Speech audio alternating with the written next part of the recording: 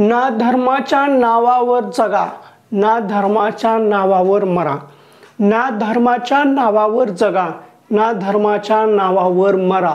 माणुसकी धर्म आहे या देशाचा, फक्त देशासाठी जगा. माणुसकी धर्म आहे या देशाचा, फक्त देशासाठी जगा. स्वतंत्र दिनाच्या सर्वांना खूप खूप शुभेच्छा. नमस्कार मित्रांनो, भावी शिक्षक आणि शिक्षिकेंनो, टिप्स फॉर टीईटी मध्ये मी अक्षय विरकर तुम्हा सर्वांचं स्वागत करतो. आजच्या या व्हिडिओमध्ये आपण पवित्र पोर्टल शिक्षक भरती संदर्भात अतिशय महत्त्वाची माहिती पाहणार आहोत आणि काही असे विषय आहेत की त्या संदर्भात सुद्धा आपण सविस्तर चर्चा या व्हिडिओमध्ये करणार आहोत. त्याच्यामधले महत्त्वाचे टॉपिक आहे जी काही रयत शिक्षण संस्था आहे याच्या संदर्भात, म्हणजे त्यांचा जॉईनिंगचा काही प्रॉब्लेम चालू आहे ते पाहणार आहोत. त्यानंतर जो काही सेकंड फेज आहे त्या संदर्भात सुद्धा माहिती पाहणार आहोत आणि सेकंड फेज संदर्भात काय काय प्रयत्न चालू आहेत आणि काय काय प्रयत्न करायला हवे ते सुद्धा पाहू. त्यानंतर जी काही लागलीच आपली शिक्षक पात्रता परीक्षा होणार आहे तो एक मुद्दा. त्यानंतर शिक्षक पात्रता परीक्षा झाल्यानंतर डिसेंबर किंवा पुढल्या वर्षीमध्ये आयोजित होणारी तिसरी टेट म्हणजे शिक्षक अभियोग्यता व बुद्धिमत्ता चाचणी, आणि त्याच्यापेक्षा आणखीन महत्त्वाचं म्हणजे आपल्या चॅनलवर येणारे पुढील व्हिडिओ जे की टीईटी संदर्भात असणारे त्याच्या संदर्भात सुद्धा आपण आजच्या या व्हिडिओमध्ये बोलणार आहोत. आता विषयांतर न करता जे जे मुद्दे आहेत ते एकदम सविस्तरपणे पाहूत. सर्वप्रथम मुद्दा घेऊ आपण जो काही रयत शिक्षण संस्था आहे याच्या संदर्भात बोलू. आता जी काही रयत शिक्षण संस्था आहे याच्यामध्ये जवळजवळ 700 उमेदवार असे आहेत की तिथं लागलेले आहेत, पण त्यांना अद्याप जॉईनिंग भेटलेली नाहीये. आता या रयत शिक्षण संस्थेवर जो काही कोर्ट मॅटर चालू आहे त्यामुळे यांच्या जॉईनिंग थांबलेल्या आहेत. मग आता हे जे काही रयत शिक्षण संस्थेमध्ये लागलेले उमेदवार आहेत हे काय असे नाही आहेत, हे सर्वच्या सर्व टॉपर आहेत. याच्यामध्ये काही जणांना 150 आहेत, 140 आहेत, 156 आहेत, असे सगळे हाय रँकवाले आहेत. याच्यामध्ये काही 60 रँकवाला आहे, 50 रँकवाला आहे, 400 रँकवाला आहे.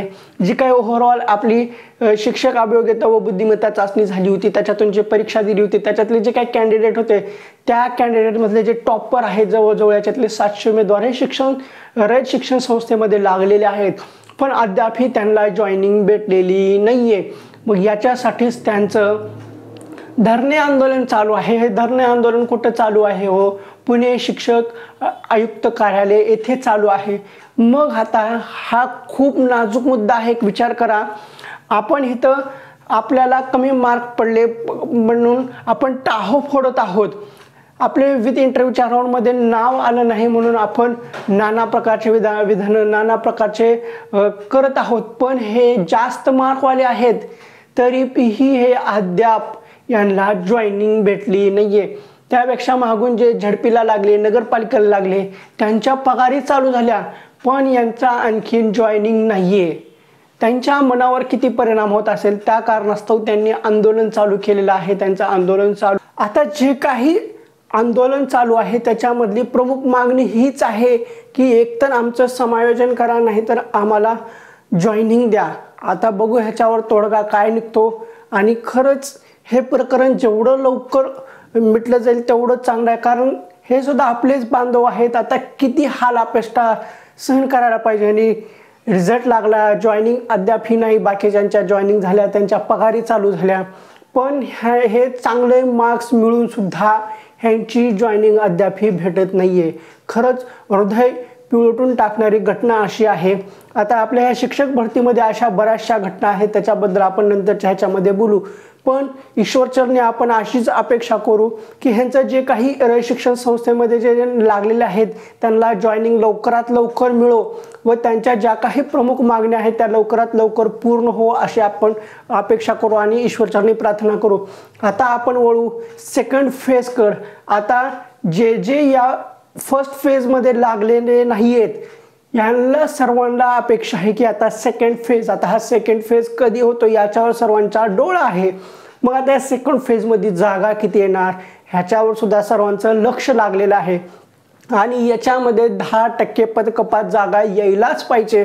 त्यासाठी खूप सारे प्रयत्न चालू आहेत। काही ठिकाणी आता आंदोलनाचं सुद्धा चालू आहे। आता हे आंदोलन कधी होणार, काय होणार, कसं होणार हे आपण लवकरच आपल्या चॅनलद्वारे सांगू। पण सध्या स्थितीला हे आंदोलनाची पूर्वतयारी चालू आहे आणि आंदोलन कधी आहे ते आपण लवकरच सांगू। पण आता हे सेकंड फेजच्या 10% पद कपातच्या ज्या जागा आहेत त्या येण्यासाठीच आंदोलन चालू आहे। कारण शासन स्तरावर हव्या त्या क्रिया आहेत त्या लवकरात लवकर पार पाडल्या जात नाहीयेत। म्हणजे तसे परिपत्रक निघत नाहीयेत की 10% जो पद कपात आहे त्यासाठी कारवाई करा आणि हे कारवाई जिल्हा स्तरावरून व्हायला पाहिजे। वरून आदेश आल्याशिवाय ही कारवाई होत नाही। फक्त एकट्या सोलापूर जिल्ह्याचा जो काही प्रॉब्लेम होता त्या एका प्रॉब्लेममुळे जवळजवळ संपूर्ण जिल्ह्याचे 10% पद कपात जागा केल्या। त्यामुळे या भरतीला फटका बसलेला आहे आणि त्यातल्या त्यातच ज्या काही संस्था आहेत अशा बऱ्याचशा संस्था आहेत की त्यांचं सगळं रोस्टर बिंदू नामावली पूर्ण झालेली आहे आणि त्यांना पवित्र पोर्टलला नोंदणी करायची होती जागेची। पण त्यावेळेस आयुक्त साहेबांनी असं स्टेटमेंट दिलं होतं की दिस इज एंडलेस प्रोसेस, असं स्टेटमेंट दिलं होतं। त्यामुळं बऱ्याचशा संस्था ह्या वेळेअभावी पवित्र पोर्टलवर नोंदणी करू शकल्या नाहीत। मग अशा बऱ्याचशा संस्था आहेत त्यांच्या 5 ते 6 हजार जागा आहेत त्या येणं अपेक्षित आहे। मग आता सेकंड फेजला जागा किती येतील हे सर्वस्वी आपल्यावर अवलंबून आहे। आपण किती प्रयत्न करतो, किती पाठपुरावा करतो, कशा पद्धतीने करतो याच्यावर आहे। आणि ज्या काही आपल्या जिल्ह्यातल्या ज्या काही आपल्या भागातल्या संस्था आहेत त्या संस्थेसाठी स्वतः आपण प्रयत्न करायला हवे की तुमच्या संस्थेतली जागा आहे तर ती पवित्र पोर्टलला द्या। हे ग्राउंड लेवलवर काम करणं गरजेचं आहे। त्याशिवाय सेकंड फेजला ह्या जास्ती जागा येणार नाहीत। सेकंड फेजला जिल्हा परिषदच्या जास्तीत जास्त ह्या 2500 जागा असणार आहेत आणि संस्थेच्या ह्या 5 ते 6 हजार जागा येण्यासाठी प्रयत्न करायला हवा। येणं अपेक्षित आहे तसं त्यांचे काम झालेले आहेत। फक्त त्यांना जाहिराती अपलोड करणं गरजेचं आहे आणि त्यानंतर जे काही रिक्त अपात्र पात्र गैरहजर आहेत या जागा सुद्धा ह्याच सेकंड फेजवर येण्यासाठी प्रयत्न करायला हवा। पण आता ह्या रिक्त पात्र गैरहजरच्या जागा आहेत ना, जोपर्यंत जी काही आपली फेज 1 ची शिक्षक भरतीची प्रक्रिया आहे ती पूर्ण झाल्याशिवाय रिक्त पात्र अपात्र गैरहजरच्या जागा येणं शक्य नाहीये।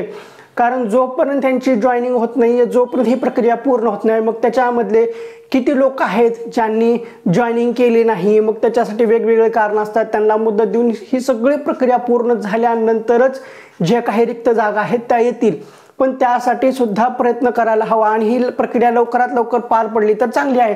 आणि त्यासाठीच म्हणतोय की रयत शिक्षण संस्थेचा मुद्दा सुद्धा लवकर क्लिअर व्हायला पाहिजे। मग आता ज्यावेळेस सेकंड फेजला सुद्धा रयत शिक्षण संस्थेच्या जागा येतील त्यावेळेस कोणीही रयत शिक्षण संस्था घेणार नाही। अशा गोष्टी नंतर होतील, होणारच आहे, त्याच्यावर आपण नंतर बोलू। पण सेकंड फेजसाठी जागा येण्यासाठी प्रयत्न करायला हवा। आणि आता हा सेकंड फेज कधी होईल त्यासाठी शासन स्तरावरून प्रक्रिया पार पडली पाहिजे, शासन स्तरावरून आदेश यायला पाहिजे। त्यासाठीच लवकरात लवकर आता सेकंड फेजसाठी सुद्धा आंदोलन होत आहे, त्याची पार्श्वभूमी तयार होत आहे आणि ज्यावेळेस आंदोलन होईल ते आपण सांगू। मग आता सेकंड फेजच्या जागा आहेत त्या किती आहेत त्या तुम्हाला सांगितल्या, जवळजवळ 10,000च्या आसपास येण्याची अपेक्षा आहे। मग आता विधानसभेची जी काही निवडणूक आहे ती अद्याप आचारसंहिता झाली नाही, त्याच्या अगोदर ही प्रक्रिया पार पडायला हवी। आणि सर्वात महत्त्वाचं की एडिटिंगचा टॅब येणार आहे का? हो, तर सेकंड फेजसाठी जो काही सेकंड फेज चालू होईल त्याच्यापूर्वी आपल्याला एडिटिंगचा टॅब येईल, म्हणजे त्याच्यामध्ये आपण आपली माहिती एडिट करू शकतो। पण त्याच्यामध्ये आपण आपले TETचे मार्क एडिट करू शकत नाहीयेत। जे आता TET पास झालेले आहेत किंवा शिक्षक अभियोग्यता व बुद्धिमत्ता चाचणीची परीक्षा झाल्यानंतर जे काही TET किंवा CTET पास झालेले आहेत, TET सोडा, TET झालीच नाही, CTET, त्यांना सेकंड फेजमध्ये संधी नाहीये। जे पूर्वीचे आहेत त्यांना संधी आहे। असो, त्याच्यामध्ये आणखीन काय काय एडिट करायचं येईल ते त्यावेळेस नंतरच आपण माहिती घेऊ, म्हणजे ज्यावेळेस त्याच्या संदर्भात माहिती येईल त्यावेळेस सविस्तर माहिती पाहू। मग आता सगळ्यात महत्त्वाचं आहे की आगामी काळामध्ये येणार आहे शिक्षक पात्रता परीक्षा, ही पूर्व नियोजित आहे। मग आता जवळजवळ सर्वांना प्रश्न पडला आहे की ही TETची परीक्षा कधी होणार, केव्हा होणार? तर ह्यासाठी सुद्धा आता जास्त वेळ लागणार नाही। ह्याच्यासाठी जी काही प्रक्रिया होती ती जवळजवळ पूर्ण झालेली आहे। जी काही कंपनी निवडायची होती ती सुद्धा कंपनी निवडून झालेली आहे। मग आता त्यांच्यामधल्या ज्या काही गोष्टी आहेत त्या लवकरच बाहेर येतील आणि लवकरच TETचं नोटिफिकेशन येऊन जाईल। आणि अशी अपेक्षा आहे की निवडणुकीच्या पूर्वी आपली शिक्षक पात्रता परीक्षा झालेली असेल आणि हे होण्यामागचं कारण आहे की कोर्टामध्ये एक याचिका आहे आणि TETची परीक्षा झाल्यानंतर लागलीच आपली थर्ड टेट म्हणजे शिक्षक अभियोग्यता व बुद्धिमत्ता चाचणी होणार आहे आणि आता लगेच नेगेटिव्ह कमेंट करू नका की थर्ड टेट कशासाठी, अगोदरच हा फेज पूर्ण झाला नाही. हे कोर्टाने आदेश दिलेला आहे, कोर्टाच्या आदेशानुसारच होणार आहे. तसंच आपले सेकंड फेज म्हणजे सेकंड टेट सुद्धा झाली होती ना, आता थर्ड टेट सुद्धा त्याच पद्धतीनं कोर्टाच्या आदेशानुसारच होणार आहे. मग याचं रोड मॅप सुद्धा कोर्टामध्ये सादर केलेला आहे की ही डिसेंबरच्या एंडिंग पर्यंत टेट अपेक्षित आहे, पण ते पुढे सुद्धा जाईल कारण कोर्टाचं प्रकरण आहे. तारीख 19-20 होऊ शकते, पण हे 100% फिक्स आहे की थर्ड टेट होणार आहे.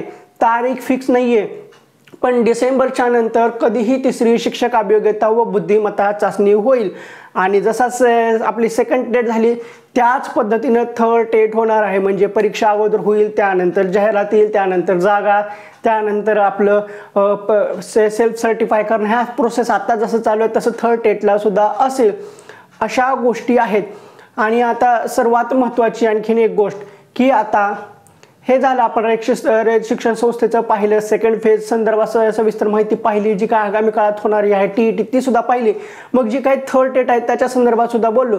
पण आता आपल्या चॅनलवर लागलीच शिक्षक पात्रता परीक्षेचे नोट्स येणार आहेत. आता जो काही शिक्षक भरतीचा फेज 1 आहे तो संपूर्णपणे संपलेला आहे. मग त्याच्यामध्ये काही लूप होल आहेत ते आपण नंतर पाहू. पण आता सर्वात महत्त्वाचं की आपल्या चॅनलवर आता जास्तीत जास्त हे व्हिडिओ शिक्षक पात्रता परीक्षा याच्या संदर्भात येणार आहेत आणि हा व्हिडिओ झाल्यानंतर लागलीच शिक्षक पात्रता परीक्षेचे व्हिडिओज यायला चालू होतील. आता ते ह्याच्यानंतर एक व्हिडिओ येईल, त्याच्यामध्ये सर्व मी डिटेल्स सांगितलेले आहे की आगामी काळामध्ये आपल्या चॅनलवर शिक्षक पात्रता परीक्षेसंदर्भात कोणकोणते व्हिडिओ येणार आहेत ते त्या व्हिडिओमध्ये तुम्हाला क्लिअर होऊन जाईल.